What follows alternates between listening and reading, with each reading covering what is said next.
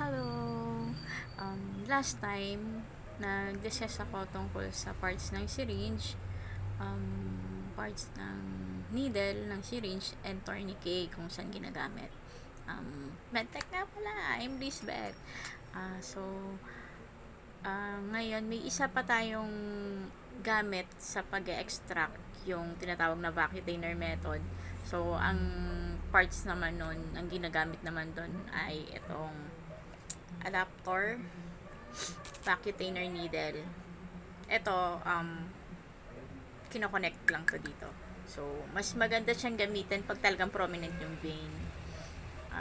Ito, multiple sample ang kailangan dito. Kung may multiple sample test, or multiple sample ang kailangan, iba't ibang laboratory test, ito yung pwedeng gamitin para isang tusukan lang sa pasyente. So, ito lang to. So, open natin tong vacuum needle.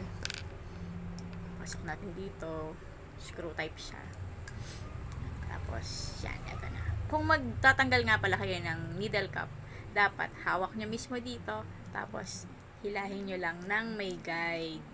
Hindi yung ganon. Kasi minsan bumabalik, matutuso kayo nun. Huwag nyo din gagawin yun sa mga syringes. So, yan. So, ito nga. Ulit tayo. So, ito yung syringe. Ito yung plunger. Ito, yan. Yung hinihila pag may blood na. Tapos, etong body, pinaka-body, barrel to. Needle. Yan, part ng syringe yan. So, dito multiple samples din. Pwede. Pero limited lang siya. Sa needle naman, yan. Itong sinasabi ko, huwag kayong mag-aano ng pag-anon. May tendency bumalik. Matugso kayo. Buti kung hindi pa naiitusok. Paano kung naitusok na sa iba tapos infected yung pinagkunan nyo? Kakabaka. Baka mahawa ka dun sa sack. Ito yung needle. Parts naman ng needle. Ito yon. So, open. Pag mag-open kayo, ganyan lang, oh. Guide nyo lang. Yan. Dahan-dahan. Hawakan nyo sa pinaka-hub. So, ito yung shaft. Pinaka-body ng needle. Shaft. Ito, hub. Yan ang pag itinusok mo, itong bevel, doon sa vein, yan yung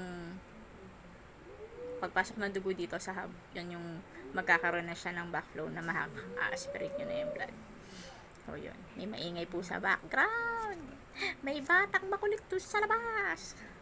So, bevel, yung needle point hanggang doon sa ng lumen. Yung pinakabutas nitong needle. Yung loob, lumen and bore, parang halos parehas lang siya. Kasi yun yung pinakabutas nila. Pag magka-cupping kayo, magre-recap ng needle, ganito lang. Yan. Hindi ako nahihiyang bungi ako. So, nag-open kayo. Naitusok nyo na ngayon. Pagkatusok nyo, magre-recap ngayon kayo. So, paano ba? I-fish nyo na lang. I-fish nyo. Ganyan. I-fish nyo siya. Tapos, tusok nyo na lang papagano sa pader para magsara siya. O hindi inaalaw minsan. Pero may mga matitigas ang ulo. Kinakap ka, recap. O yun para iwas matusok ka or ma-prick ng ginamit mo. Kasi nga baka mamaya infected na yung taong kinuhanan mo ng dugo. So, may tendency magkaroon ka ng sakit na katulad ng kanta. Pag antiseptic technique, yun yung pag mag-extract ka. So, kuha ka ng tourniquet, ready mo muna syringe, tourniquet, o kung vacuum method ang gagamitin mo, yon yung adapter tsaka vacuum needle. So, kuha ka, prepare mo na siya. Yung pagkukuhanan mong site, tingnan mo muna sa talian mo muna, tingnan mo kung saan may prominent na vein.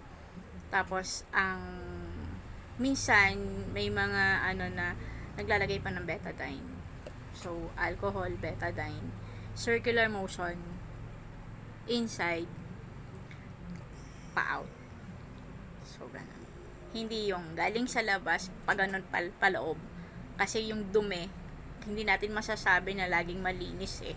So, yung dumi, papasok, eh di nandoon na sa pinaka main site mo ng pagtuturukan mo. So, dapat dun muna sa pinaka site ng tuturukan mo, palabas ang pag-aano ng pag-antiseptic. Ayun. Tapos, yung pagtusok ng needle or ng syringe. So, yung bevel mo, diba slant yun? Yung pinaka-lumen niya, nandun sa taas. Para pag pinasok mo siya doon sa ugat, papasok, para kang sumasalo. Hindi yung pataob. Kasi pag pataob yung bevel mo, masakit yun. Pwede kang mag-through and through din doon. Saka mahirap humigop pag ganyan. Pagtatali ng tourniquet, wag naman masyadong mahigpit. Kasi minsan ng tourniquet, ginagamit yan pag may mga sugat or gusto mong pahintuin ang dugo, alibawa nahiwa or nataga or na ano dito sa may mga part na nadali yung tinamaan or nadali yung vein, madugo, nagto-tourniquet ka. So yun ay tinotourniquet mo or tinatalian mo para hindi mag-flow yung blood, tumigil yung pag-flow ng blood. Maingay sa labas sorry. Tapos pag kasi maghahanap ka ng ugat para sa extraction, minsan nga pwedeng hindi ka na mag-tourniquet pag nandun na yung ugat eh. Kita mo nang nakabukol, pwede mo na yung tusukin. Kaya ka lang naman naglalagay ng tourniquet para maging prominent yung vein, para makita mo kung saan makatutusok. Excuse me.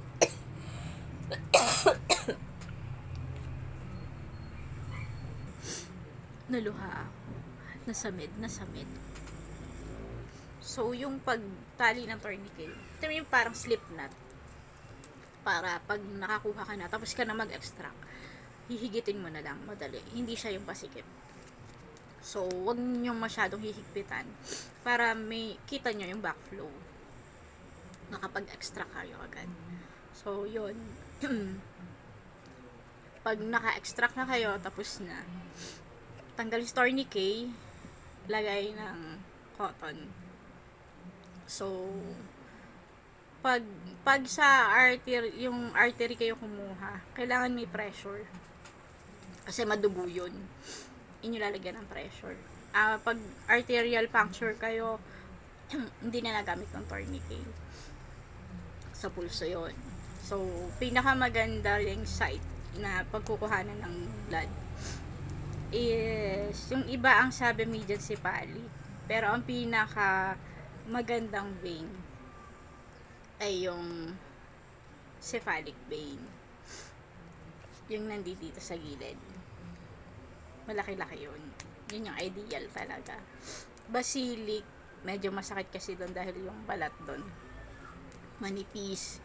Pero yun, parang may kanal yun. Madali-dali rin doon. Manipis nga lang masakit. Kaya nga pag nagtatato minsan masakit sa part na manipis.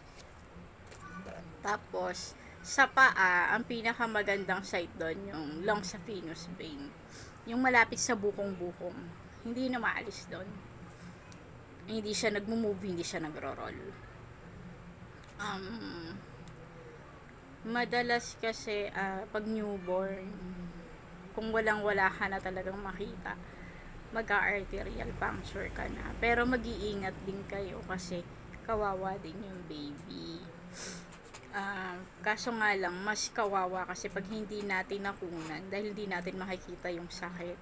Mahirap naman yun. Merong iba na pipirma na lang kasi naawa sa bata. Mas nakakawawa po ang bata, mas kawawa sila pag hindi natin nalaman ang sakit. Lalo na ni-request ng doktor, baka may nakikita silang mali. So, pumayag na lang kayo. Sa sunod ko ng practical talaga na magkukuha ko ng dugo. Or hindi kasi ako pwedeng yung sa swero-swero.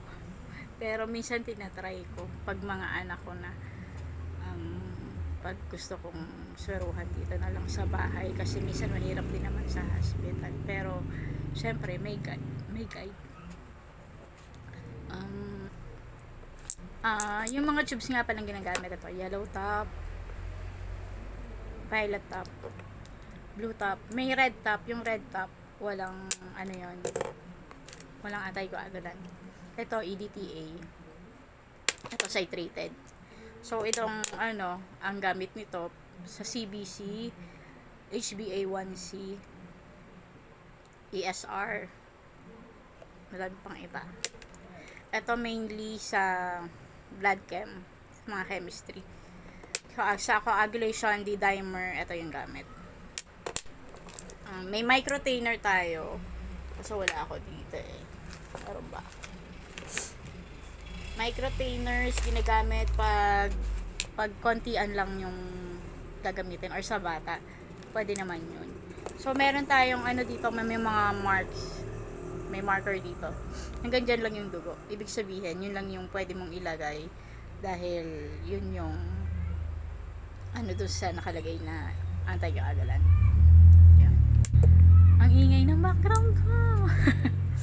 Tapos, sa ganito kasi hindi pwede, eto lalo sa citrated, hindi pwedeng mas, ang bload mo ay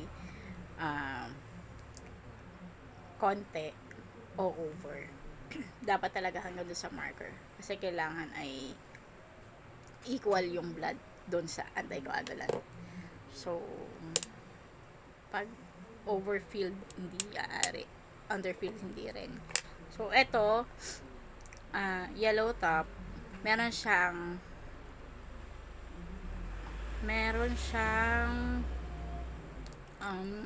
clot activator. May gel activator. Mas madali itong gamitin, mas mabilis ang pagkuha natin ng serum dito. So, matetest agad yung blood. Yun yung ano, ang red top, hindi naman sa ano, sinisiraan or something. Matagal matagal makuha ang serum dun. Napakatagal mag-clot. So, nire-recommend ko yung meron kayong yellow top. Yun.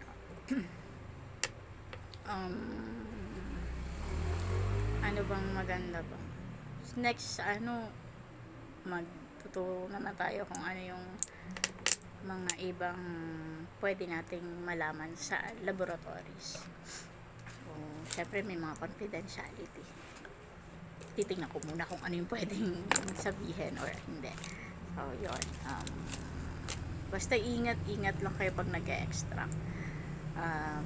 Ako naranasan ko na nagre-recap ako. Matigas nga ang ulo, ni-recap ko ganun.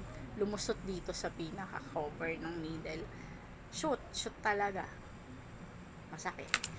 So, kailangan mo pang malaman, aalamin mo, may sakit ba yung ano ganyan. Kasi baka nga mamaya may sakit. So, mag-prophylaxis ka na agad. Paturok or inom ka na agad ng gamot na para hindi ka na rin mahawa sa kanya. Yun lang. Next time magturo naman ako ng iba kung anong gusto nyo sa pagre-restrain ng mga pasyente na bata tsaka babies. Yung babies madali lang, sa mga medtech madali lang naman pag newborn. Talagang yung kailangan lang yung confidence level mo ay talagang mataas na ang nasisip mo kayang-kaya mong kunan. Huwag matatakot lagi sa pag-extract. Huwag kang kakabahan. Kasi pag kinabahan ka, kabado na nga yung pasyente mo, kabado ka pa, di din mag-mimit talaga kayo sa wala kang makukuha. Thank you.